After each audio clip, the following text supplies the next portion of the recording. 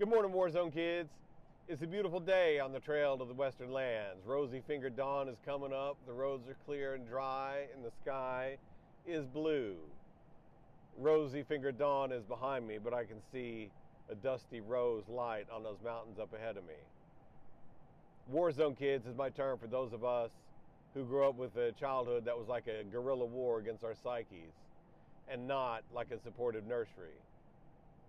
And by the time you reach adulthood as a Warzone kid, your psyche is like a Jenga tower toward the end of the game, a tall, shaky thing just ready to fall down. I'm a child sex abuse survivor, and as an adult, I live with borderline personality disorder, a lot of narcissism. I'm a recovering addict and bulimic. And this is part 2 of The Wood Between the Worlds. Go back and take a look at part 1 if you think this is interesting. The Wood Between the Worlds is a place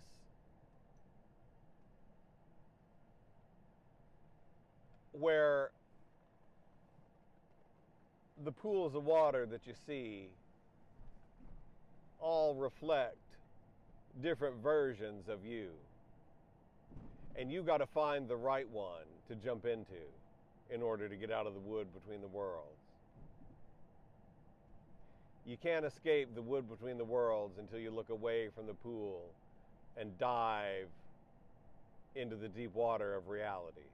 You have to dive into the water of the cosmos as it really is in order to get through the surface of the reflection of yourself.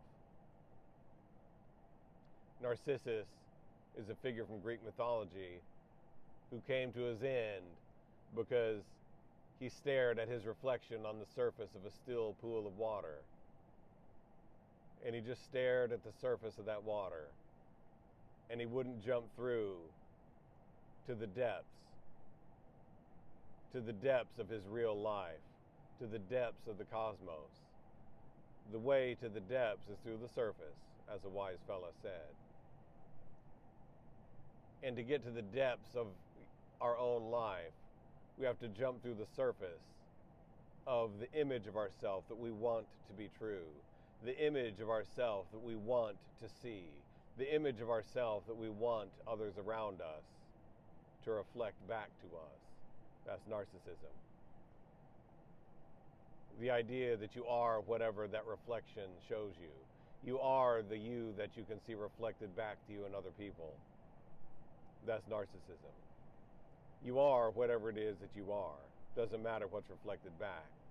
And when our pilgrims on the trail to the western lands find themselves in the wood between the worlds, the only way out is to dive into the pool of the cosmos. Dive into the deep water. Jump through the surface and dive into the deep water of the cosmos. But the only way to the depths is through the surface. Through the surface of the reality of your life, whatever it is in the here and now. Narcissus never plumbed the depths of his true soul. He never learned and became what he was. He stared at the surface. And there's an obstacle there for us. Because if you look at the surface of the water and you see something ugly, something that you don't want to see reflected back to you, and you refuse to see what's really there, there's a name for that feeling. It's called narcissistic rage. You can go look it up. That's the feeling that a person has when they're in the grips of narcissism, and they demand that those around them reflect an image of themselves back that they want to see. And when you don't show a narcissist what they want to see, they experience narcissistic rage. And you yourself, pilgrim, me, myself, when other people don't buy the version of me that I'm selling and I get angry at them, that's not who I am. That's not the real me. You're not seeing the real me. That is what narcissistic rage is like from the inside. And that is an uncomfortable feeling.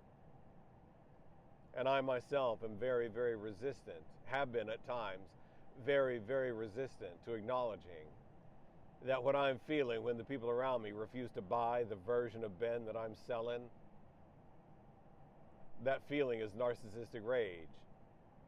And guess what kind of people experience narcissistic rage? People in the grip of narcissism. I don't say narcissists because that suggests that the person is frozen in time, that there's no way for them to get better, that there's no way for them to look away from the pool, and I don't believe that. I do believe that it is very difficult and that nothing from the outside can make you look away from the pool if you are caught in the grips of narcissism. Nothing from the outside can make this guy look away from the pool when this guy is in the grip of narcissism.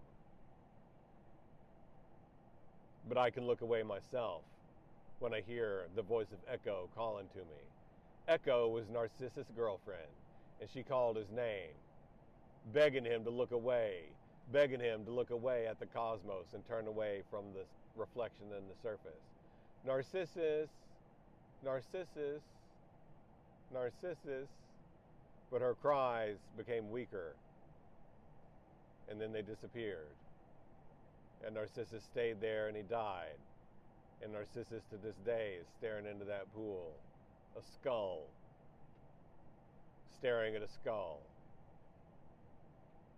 The way out of the wood between the worlds for our pilgrims and for us and for you and for me, the way to learn and become what you are is to learn the secret that every last reflection you see in the pool, in the wood between the worlds, is you.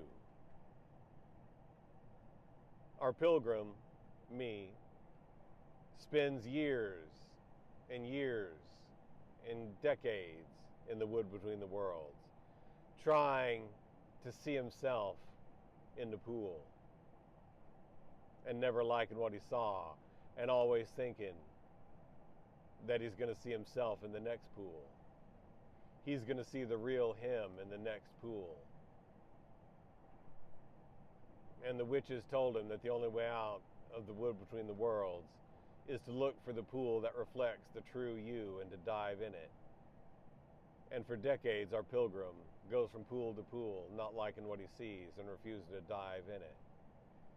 And the only way out of the wood between the worlds, the only way to move on in the trail to the western lands is to learn that when you look in the mirror, when you look in that reflecting pool, the face you see looking back is your face.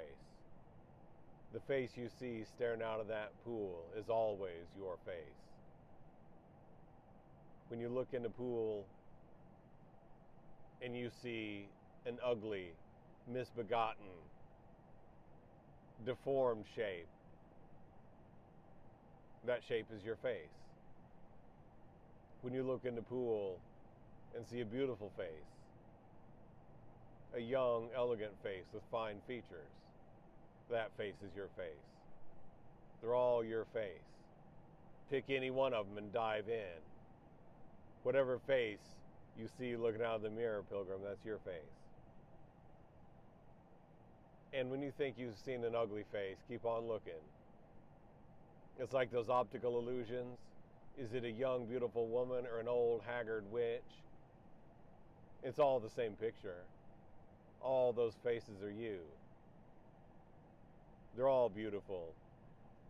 They're all haggard. They're all elegant. They're all misshapen. They're all you. The way to yourself is to dive through the surface into the depths of yourself, into the depths of your actual life, whatever it is. Much of my life was dominated by living in response to my war zone psyche, trying to keep that Jenga tower up. I might have thought that myself was a pathetic, worthless, useless thing, but if I could get people around me to think I was something, if I could get high status from people around me, oh, that felt good. I'd look at that pool for a while, but I wouldn't dive in it to see what was really there. See how this works? The reality of you is just the reality of you. Do you think it's beautiful? Do you think it's ugly? Those are just words. It's all you.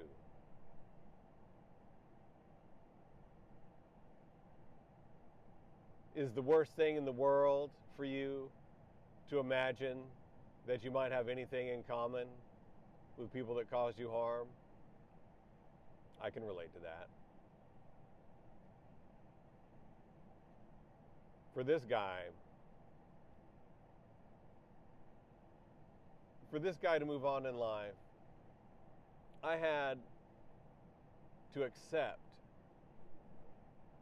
that some of those pools I looked in the wood between the worlds, in my own life, in my own heart, sometimes I'd look in those pools and I'd see my mother looking out. Now, some of that's physical. I got her nose, I got her smile, I got her orneriness. These are all characteristics I like. My mother is, by a long stretch, the orneriest person I've ever met in my life. She shares that with all her siblings. She's the youngest of 8. And I love that quality. It's the quality of a honey badger. That's our spirit animal, the honey badger. You might be able to kill one, but it'll be fighting and snarling and scratching all the way down. There ain't nothing but honey badger. Cut one in half and count the rings, and all the rings are honey badgers. However, it is a characteristic experience of my childhood that any time I did something that my mother didn't like, she would split on me, to use borderline personality disorder language. She had split on me and turned to ice and cast me out to the far side of the moon. Now the moon ain't far enough away. She cast me out to the dark side of Pluto. And as a child, I just had to learn to live with the fact that my mother had a short fuse. In fact, there was no fuse, like nitroglycerin. You shake it, it goes off. And she had a one strike. She didn't even have a one strike and you're out policy. It was, you're already out, and she's going to be discovering how shortly.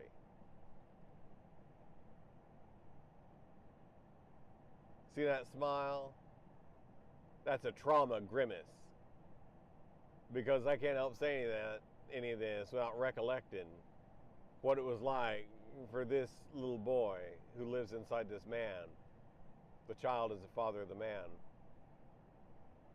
I can't think about her without recollecting what it was like for me as a small child to go begging for a mother's love and approval and just human kindness. And to know that I could get it if I was exactly what she wanted me to be, which involved pretending and reflecting back to her that she was exactly the person that she wanted to be. A kind woman with a soft heart toward children because she wanted to be those things. She did. She tried very hard to be those things. But she never got through the surface. She kept her rickety old Jenga tower upright, stretching tall as that tower that Alex Honnold just climbed, the Taipei 101. Her Jenga tower is as tall as that and as rickety as that. You couldn't even set eyes on it hard without it falling down. She couldn't even look at herself without fear that her own Jenga tower would come collapsing. And it was my job as a child to help her keep it up. My folks are both born-again Christians, very devout. Do not believe, if you live in this modern society and you only know about born-again Christians from the contemptuous, clownish version that you hear about in the media or see in TV shows. How do we know a character is going to be a villain? He's a born-again Christian. If that's all you know, you don't know nothing. You know less than nothing. Because the people I grew up around were devout down to the bone. They meant it. They lived it. They cared about it. They were people of the book. They weren't religious people. They actually believed in God. Christ said, I am the way, the truth, and the life. No one gets to the Father but by me. And they believed that. And they lived by it. And they were still damaged. And they still caused a tremendous amount of harm.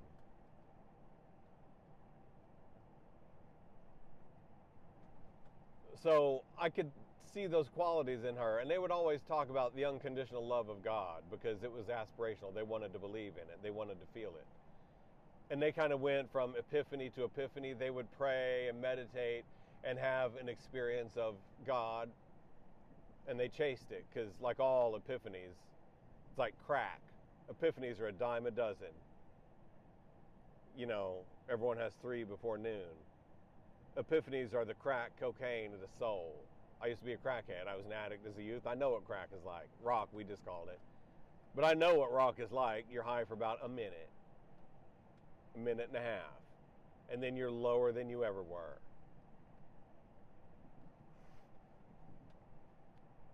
That's what epiphany-based religions and epiphany-based experiences do for you. Even if you get them with mushrooms and acid, it wears off. You got to have more. I practice Zen, and these reasons are the reasons why I don't give a flying fig about enlightenment experiences. This just sounds like crack to me. Trying to have some special experience inside your brain. Go eat some mushrooms if that's what you want. Leave me alone about it. I sit on a cushion and look at the wall. And take whatever comes.